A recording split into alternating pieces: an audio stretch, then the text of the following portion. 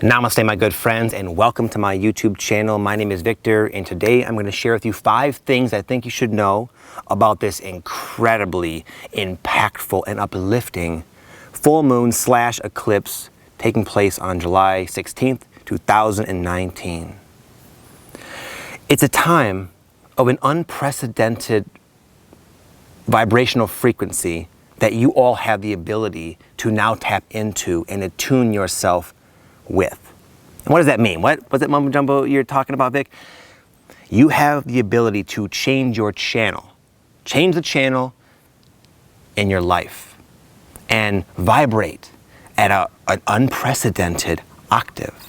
And what that implies, it implies more of all the things that every human being on the planet desires. More love, more connection, more abundance, more freedom, more passion, you name it. And less of all the things that people, especially you folks, are ready to move on from, like the lower density emotions of fear, anger, frustration, worry, doubt, guilt, and all of the physical manifestations in life, patterns and cycles in life that ripple from those lower density states. Right now, it's the highest vibration this planet has been on. And you can attune yourself to it and experience the benefits of doing that. And the nice thing for you, it doesn't mean you have to take notes and figure out how. If you're watching a channel like this or anything like similar to what I put out, it means you're already well on your way of accomplishing that extraordinary and beautiful feat. So I know that was sort of a general gist for you, but I'm going to go ahead now, as I always do, and break this down into 5 more specific themes that will help your transition make a lot more sense, help you get a lot more out of it, and help you just as a human being get the most out of this experience and this gateway, this window of opportunity that we have right now with this profound eclipse and new moon. Number 1, there's a great opportunity to connect with yourself and become the bridge. This potential isn't going to be randomly bestowed on people. It's going to be available for those, again, that choose to, in a sense, earn it and bridge themselves, raise their frequency up to this new playing field that is now here in our, right here, right now in this moment of this video. It's available to you. But it might require you to do something to get there. And the fortunate thing about this is that something, even though to an outsider might appear like work, will be exciting to you. Like, for example, what I'm doing right now is I'm fasting. Believe it or not, I have not eaten in like 4 days. It's my day 4. And wow, it's been tough. I'll be honest, I have 3 kids. Yesterday was really tough. I was just thinking about food all day. I didn't have a lot of things going on to distract me, but I just wanted to fast. It was a genuine passion to fast. And that's my way of attuning myself. What's your way? What spiritually elevating practice, technique, diet, yoga, whatever, has fallen recently into your life that has been calling to you with a thread of excitement, interest, enthusiasm, like childlike wonder? I'm like a little kid in the candy store reading my fasting books. It's fun for me. But I was talking to my mom yesterday. I'm like, yeah, I'm doing a 5-day fast. She's like, oh my God, really? Wow, that's hard. You know, that's how most people perceive it. But to me, it's fun. So my point is, it doesn't have to be a lot of work, a lot of drudge to become the bridge. And in fact, it's so rewarding when you do that. I know a long time ago, I wanted to win the lottery. It didn't pan out for me, as you can see. But I had the realization that, you know what, maybe there's something I would miss if I just won the lottery. And I was right. So consequently, what I did at that moment, I decided to build up my own business and just start take all that into my own hands. And the satisfaction that has come along from doing that is a feeling that I know for a fact would have not happened. The growth, the expansion, the experience, the empowerment won't happen. Wouldn't have happened if I didn't become the bridge and do it on my own. Number 2, I wrote down 2 words: right now. I got into my car, I want to say it was yesterday, and a song I like a lot by Van Halen, Right Now. That song, it came on at like the perfect time with that like cool introduction. I was feeling the vibes, and I had like a synchronicity with it where I felt like this is something I should discuss, and this is how I kind of get my insight just randomly throughout life. But what I took from that is right now is the time to take action on those inspirations you've been given already. Here's the reality about my fasting experience. I was so enthused and inspired, and I was researching it and doing all this stuff, and I knew I was gonna fast, but I didn't really plan for it properly. I went on vacation to Newport Beach for like 4 days and ate out every day. So I was eating a lot of heavy carbohydrate diet, eating late, so I just busted into my fast from that type of thing. And by that time, the magic had worn off, the excitement, the enthusiasm was all gone, and here I found myself in a very unideal scenario to fast. We were driving home with 3 crazy kids in the back, wound up from California to Vegas. But what I've learned that I want to share with you is that I've learned that's how this goes sometimes. We're given the seeds, the inspirations, but it's up to us to plant them. But once we've been given the inspiration, there's no need for that energy of motivation. Then it's like, okay, we now know we've been given this inspiration, even though that magic is gone, it doesn't mean we can't still do it. And that's what I've learned. So I made myself fast, and it's been tough, man. Like I said, I wasn't prepared for it. I know it was, I suffered more through it because of my lack of preparation, but I knew that there was a reason I was guided last week to fast. And so I did, because I knew the time is now. The gateway is tomorrow, Tuesday. Right now, there's this unique window of potential manifestation that we can all tap into, but it will oftentimes require our efforts against our own inner resistance or lack of perfect timing, or our feelings of unreadiness, or our anxieties, or our fears, or our life circumstance. A lot of times we have to forge a way. But there's a blessing in that, and it's huge. It's a hidden blessing in forging the way, and that's the satisfaction, the growth, the experience that you can only cultivate from taking that type of journey. But right now, my friends, the time is now to act on your passions, whether you still feel that passion or not. Number 3 is this full moon and eclipse will allow you to see where you're ready to let go by making the decision kind of a no-brainer. It reminds me of this movie I watched just last night with my kids, this movie called Man of the House with Jonathan Taylor Thomas or something, and Chevy Chase, I think, older movie. And this kid, growing up, his father abandoned him and his mother. And he has this memory of watching the father drive away and wave. So this kid's got abandonment issues, obviously. So every time his mom brings home a new boyfriend, he's like got this weariness. And any little feeling of that situation might happen again, he'll close himself off, and it's got to a point where he just wants to get rid of all these guys. He doesn't want anyone to move in. Well, finally, Chevy Chase comes on the scene. He's like a really nice guy. He's trying to help out, but he has some car trouble. He couldn't make it this one time, even though he's been showing all this effort. Little Jonathan Taylor Thomas closed off, because these situations in life that really are neutral are imbued with meaning founded from past painful experiences.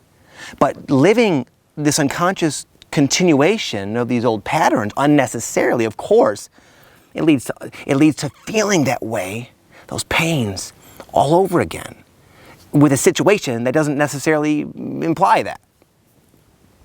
I don't know if that made sense at all. Here's how it's playing out for me. One of the big themes I've been working through this past year, honestly, is a feeling of insecurity and jealousy within my marriage. My wife is drop dead gorgeous. Whether you think that or not, I do, and I'm madly in love with her. And she's so awesome of a wife. She's so faithful. It's like this not a perfect marriage, but there's no reason to ever doubt her loyalty. But sometimes these situations will come up that will regurgitate these the feelings I would feel in high school when a girl would break up with me or something. These feelings of like not being good enough and not being enough. But it's this last weekend while on vacation, those feelings were coming up so strongly for me in such stupid situations that don't even warrant that emotional response at all, so that I could see clearly that this, Victor, is just an emotional pattern you're unconsciously playing out. Do you want to continue? So life very well might be bringing patterns to the forefront, like over and over and over and over again, so you can see. You don't have to feel this way anymore. You can, right now, choose to let go. And you'll be safe and good, and nothing bad's going to happen. Not this time. You're different. Your life is different. Number 4, passion expressed. Your passion. And here's the thing. So many reasons why people don't pursue their passions. One of them is they don't believe it's going to be worth their time and energy. So that makes sense to me. But here's what I want to share with you.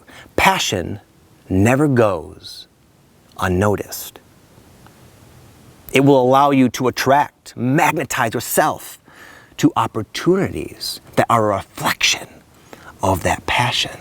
So it is wise to do that, especially right now. And here's an example. My wife, as you all know, is an aspiring shaman.